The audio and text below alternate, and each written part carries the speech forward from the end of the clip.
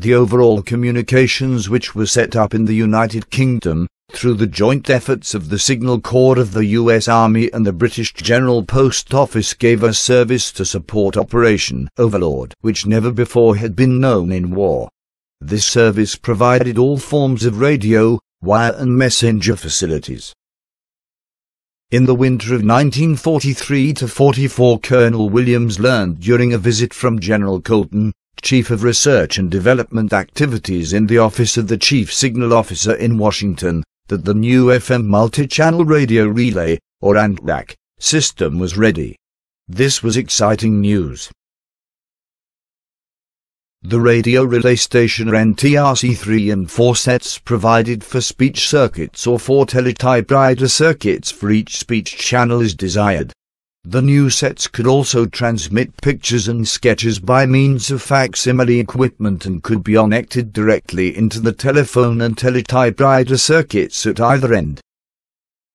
Typical Signal Corps projects included provision for all the fixed wire plant and equipment in the advanced theatre of operations, material to install and maintain a communications system for railroad control in the continental operation.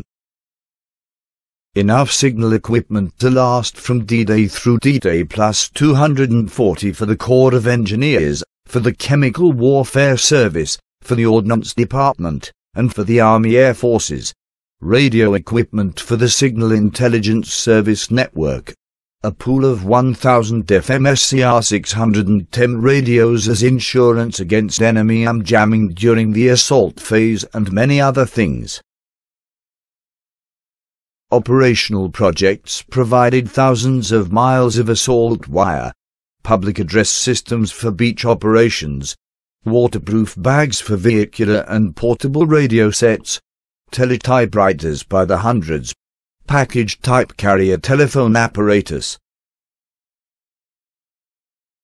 a whole wire communications system for the Tactical Air Force, mine detectors, cryptographic material, telephone central office sets for 6 major signal centers, complete radio stations, and stockpiles of many, many other things.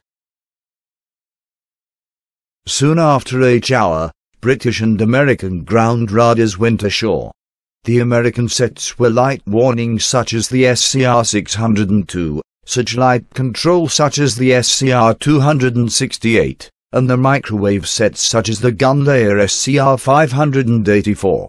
They later included the huge 60-ton Mu radar, one of which landed on D+10.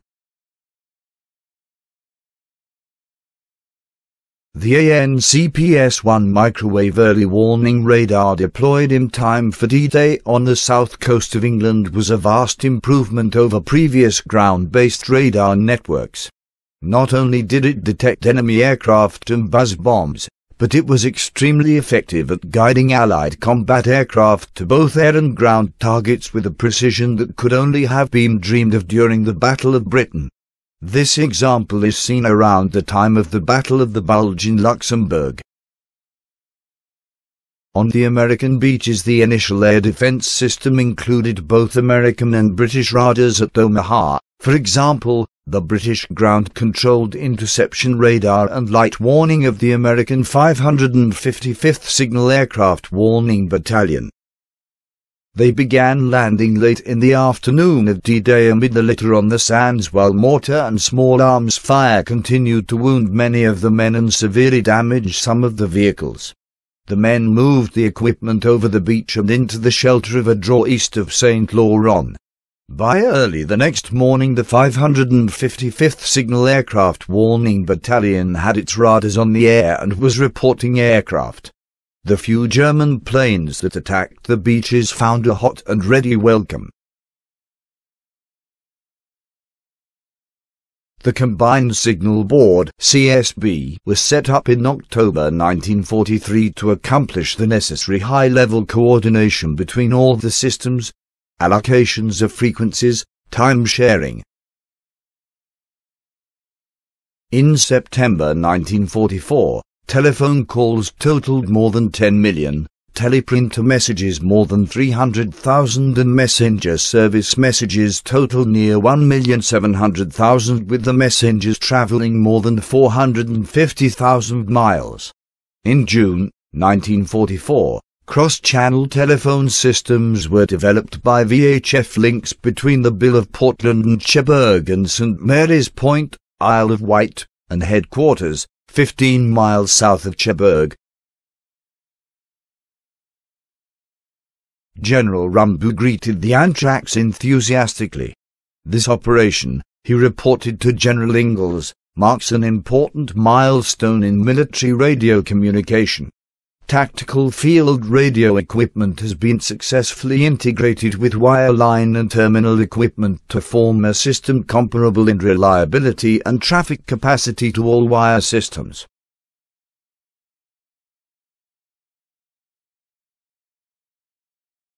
These trans-channel calls had risen to 36,000 in September, but were only about one-third of that number in June. This helps to visualize the communications required and utilized during the 11 months following D-Day, when the British ports handled a total of 4 million tons of stores, impediment oil, troops and equipment running to almost 18 million measurement tons, a total of 9,522 shiploads.